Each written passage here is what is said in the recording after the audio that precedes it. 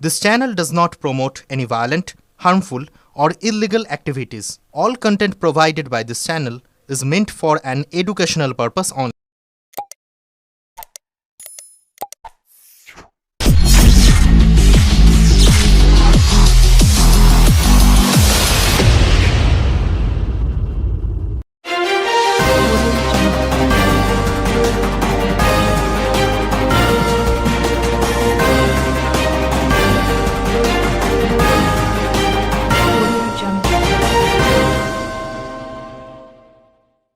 কসবার কলেজের ছাত্রীকে ধর্ষণের ঘটনায় অস্বস্তির বাড়ছে তৃণমূলের অন্দরে। দলের সাংসদ কল্যাণ বন্দ্যোপাধ্যায় এবং বিধায়ক মদন মিত্র এই ঘটনা নিয়ে যে মন্তব্য করেছেন তা থেকে ইতিমধ্যে দূরত্ব তৈরি করেছে তৃণমূল। যা নিয়ে দেওয়া হয়েছে ওই মন্তব্য তাদের ব্যক্তিগত, দলের নয়। কিন্তু কল্যাণ নিজের মন্তব্যে অনড়। তিনি রবিবার শ্রীরামপুরে বাড়ির কাছে দাঁড়িয়ে সাংবাদিকদের বলেন, আমি ভুল কি বলেছি? আমি বলেছি একজন সহকর্মী যদি সহকর্মীকে ধর্ষণ করে তাহলে সরকারের কি করার আছে? পুলিশে কি কলেজের ভিতরে থাকবে? পুরুষদের মানসিকতার পরিবর্তন না হলে এই ধরনের ঘটনা ঘটতে থাকবে। এটা দার্শনিকতার কথা। তৃণমূলের এই বিবৃতির পরে দুই নেতাকে পাল্টা কটাক্ষ করেছেন কৃষ্ণনগরের সাংসদ মহুয়া মিত্র। পরোক্ষে দুইজনকে নারী বিদ্বেষী বলেছেন তিনি। জানিয়েছেন এই ধরনের নারী বিদ্বেষী মন্তব্য যেই করুন না কেন তৃণমূল তার প্রতিবাদ করে। মহুয়ার মন্তব্যে কল্যাণ এবং মদনের প্রতি তার বিরূপ মনোভাব স্পষ্ট। ব্যুরো রিপোর্ট, আমার Kolkata news. What I have done, I have done. What I have done, I have done. I have said it very clearly. I am not changing my mind from that. শুনুন, গত পরশু দিন মানে রথের দিন আমি পুজো করে বেরিয়ে এসেছি, তখন তো সাংবাদিকরা আমাকে ঘিরে ধরে প্রশ্ন করেছিল এবং আমার ভিডিওটা দেখলেই বুঝবেন যে আমি ঘটনাটার কিছু জানি না, আমাকে জিজ্ঞেস করো না। তা আমি তো সেই দিয়েই শুরু করেছিলাম। তারপর এখান থেকে ওখান থেকে দু একটা প্রশ্ন এসেছে, তার ভিত্তিতে আমি উত্তর দিয়েছি। আমি তো ঘটনাটা তখনও জানতাম না, কিন্তু এখন তো দেখছি ঘটনাটা আরও শকিং। যদি রাজনৈতিক সহকর্মী তার সহকর্মীকে, যার দায়িত্ব নিরাপত্তা দেওয়ার, আস্থা যে মহিলাদের পুরুষদের ওপর থাকে, সেই আস্থাটাকে রাখার, বিশ্বাসটাকে রাখার, তার বদলে যদি রাজনৈতিক সহকর্মী কোনো রাজনৈতিক সহকর্মীকে রেপ করে বা কোনো রকম ক্রিমিনাল অ্যাক্টিভিটিস থাকে, এটা তো কোনো মতে মেনে নেওয়া যায় না। আমি তো মন থেকে মেনে নিতেই পারছি না, তাতে আমাকে জিজাই গালাগাল দিক। সিকিউরিটির কথা বলছেন, সিকিউরিটি কারা দেবে? রাজনৈতিক দলে তো আমরা রাজনৈতিক দলে যে পুরুষরা আছে তারাই তো মহিলাকে সিকিউরিটি দেবে। তার বদলে রক্ষকে যদি ভক্ষক হয়ে যায় তাহলে কি করে হবে? এই জিনিসের প্রতিবাদ আমি করবই। তাতে আমাকে কন্ডেম করুক, যা করুক, আমার কোনো অসুবিধা নেই। আমি কন্ডেম হোক, আমার কোনো অসুবিধা নেই। মহিলাদের কথা বলতে গিয়ে যদি আমায় কন্ডেম হতে হয়, আমার বক্তব্য কি? আমার বক্তব্য প্রচণ্ড ক্লিয়ার। আপনি শিক্ষা প্রতিষ্ঠান বলুন, আপনি কর্মক্ষেত্র বলুন, আপনি রাস্তায় ঘাটে বলুন, পুরুষদের যে কর্তব্য সেটা হচ্ছে মহিলাদের কোথাও কিছু হলে প্রোটেক্ট করা। এই বিশ্বাসটাই যদি না থাকে তাহলে আর কি থাকবে? আর মহিলারা কি করবে? তার বদলে সেই পুরুষরা, যে কজন পুরুষ যারা করছে, তারাই যদি ভক্ষক হয়ে যায় তাহলে তো খুব চিন্তার ব্যাপার। এ তো সামাজিক ইভিল। আমার সমালোচনা আমার কোনো আপত্তি নেই, কিন্তু এটাই তো ফিলোসফিক্যাল কথা। আমি তো সে কথাই তো বলছি। এত বছর ধরে রাজনীতি করছি, আমি এই ঘটনা আমি শুনিনি। আমাদের দলে এসব ঘটনা ঘটেনি। এখন কেন হচ্ছে?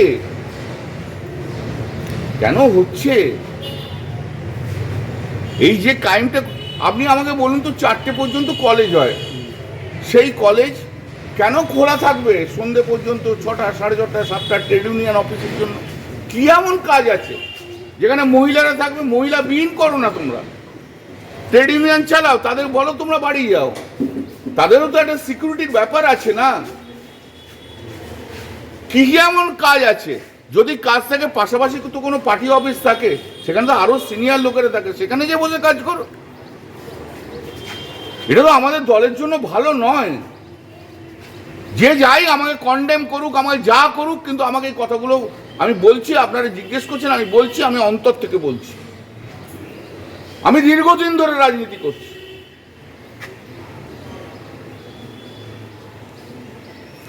আমি দেখিনি কোনোদিন কোনো মহিলাকে এভাবে অসম্মানিত হতে আমাদের দলে, এইভাবে অত্যাচার হতে। তার বিরুদ্ধে প্রতিবাদ করব, বলবো।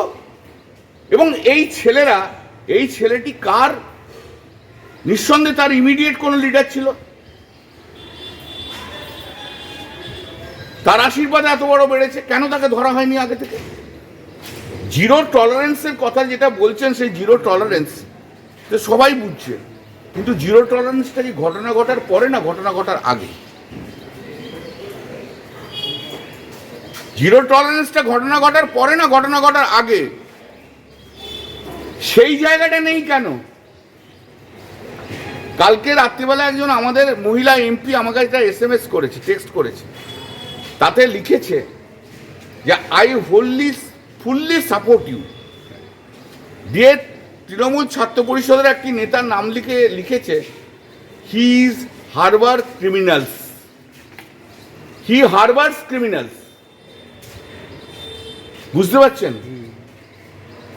আরে মহিলা সাংসদ কিন্তু আমাকে কাল লিখেছে, আমি নাম আর বলতে চাই না। আমার শুধু একার ইমোশন নয়, অনেকের আছে। আমাকে কন্ডেম করুক, আমাকে ডিসোসিয়েট করুক, আমার কোনো আপত্তি নেই, কিন্তু ওই কন্ডেম আগে ওদের করলেন না কেন? সেই দিন কন্ডেম করলেন না কেন? কেন এনকোয়ারি এখনো স্টার্ট হয়নি? ওনার ওপর নেতাকে, তার ওপর নেতাকে, কার আশীর্বাদে এরকম হয়েছে? একদিনে তো হয় না এরা তৈরি, নিশ্চয়ই বছরের পর বছর ধরে তারপর তো তৈরি হয়েছে। আমি শ্রীরামপুর পার্লামেন্টের এমপি, আমি জানবো না? সাংগঠনিক যারা নেতা আছে তাদের কাছে দেখে জিজ্ঞেস করি, কিরে কি খবর, বল কি হয়েছে, কোথাও কিছু অসুবিধা আছে কিনা। আমি তো সাংগঠনিক দায়িত্ব নেই, কিন্তু এখানে তো আমাকে গার্জিয়ান হিসেবে দেখেন। তা গার্জিয়ান হিসেবে দলের যারা নেতা হয় না, সাংগঠনিক নেতা হয়, তারা গার্জিয়ানের মতো মহিলাদের, আমি আবার বলছি, মহিলাদের সুরক্ষিত করার দায়িত্ব হচ্ছে পুরুষের। এই যদি কোনো পুরুষ না করে, সে দায়িত্ব পালন করছে না।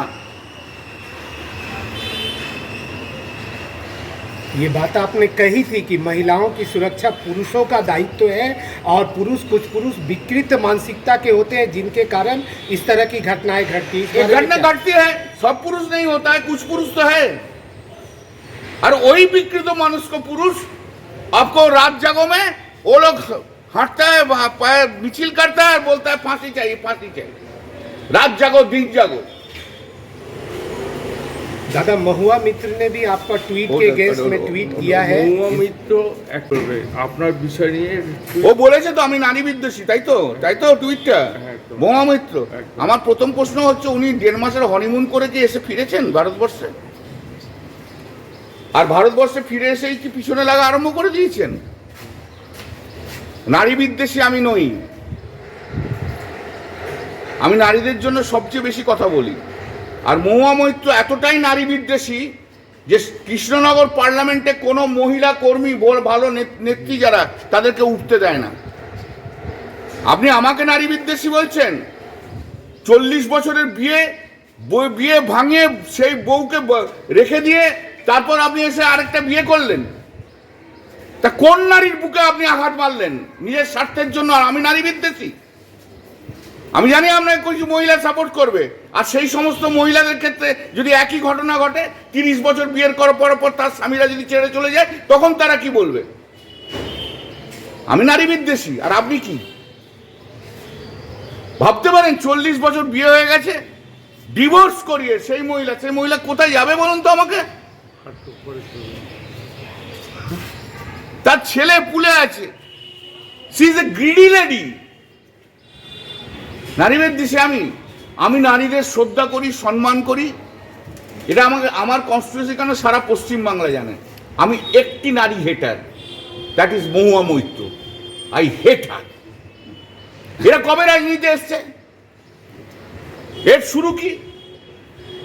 এ তো রাহুল গান্ধীর বান্ধবী বলে তো কৃষ্ণনগরে কংগ্রেসের পলিটিক্স করতো।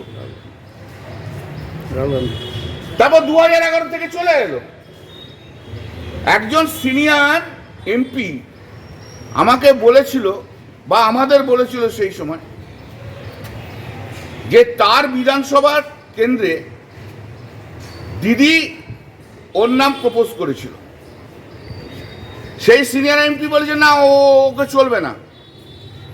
তখন আরেকজন মহিলার নাম প্রপোজ করেছিল, তাকে অ্যাকসেপ্ট করেছে, সে এখন মন্ত্রী।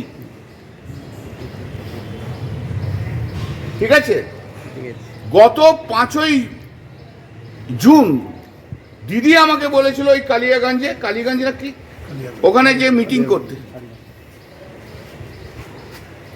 সেদিনকে আমি বিধানসভায় গেছি, আমাকে তখন রূপবানুর আর উজ্জ্বল আমার কাছে এসে বলল, ববির ঘরে বসে তখন আমি, যে এরকম মহুয়া মৈত্র বলে দিয়েছে প্রেসিডেন্ট, আইপ্যাককে বলে দিয়েছে কল্যাণ ব্যানার্জির এখানে ঢোকা চলবে না। ঠিক আছে, উনি বাইরে ফরেন কান্ট্রিতে বসে বসে সব কন্ট্রোল করছেন। তারপরে আইপ্যাক বলেছে কল্যাণ ব্যানার্জিকে আনা যাবে না, যেহেতু আমি দিদিকে যে জিজ্ঞেস করলাম আপনি কি বারণ করেছেন, ওরা বলছে যে আপনি বারণ করেছেন। তখন দিদি প্রতীকজনকে ফোন করে, প্রতীকজন বলছে যে Mahua Moitra being a president, উনি বাধা দিচ্ছেন যে কল্যাণ ব্যানার্জি যাতে না যায়, এবং আমাদের ধারণা যে উনি কল্যাণ ব্যানার্জি যদি ওখানে যায় উনি স্যাবোটেজ করবেন। এই হচ্ছে মহুয়া মৈত্র। জয়প্রকাশ মজুমদার গেছে বক্তৃতা দিতে, জয়প্রকাশ মজুমদারকে অপমান করে ছাড়িয়ে দিয়েছে ওর নিজের লোকেদের দিয়ে। ববি হাকিম গেছে, কিভাবে তাদের লোকেদের দিয়ে তাদের সঙ্গে দুর্ব্যবহার করা হয়েছে সবাই জানে। এসব 2011 পর এসছে, 2016-তে এমএলএ হয়েছে, তৃণমূল কংগ্রেসের ভালো সময় এমএলএ হয়েছে, এবং তারপর এমপি হয়েছে, এবং এমপিশিপটাকে পুরো ভেঙে খাচ্ছে। এর কাছে আমি নারী বিদ্বেষী শিল্পী হবে না, যে এই বয়সে এসে 65 বছরের বয়সের পুরুষকে আমি তাকে মনে করি না যে একে কোনো সুস্থ মনস্ক নারী বলে। এই আসল নারী বিদ্বেষী। এই নারী বিদ্বেষী কথা বলে নিজের ফায়দা লুটতে চায়।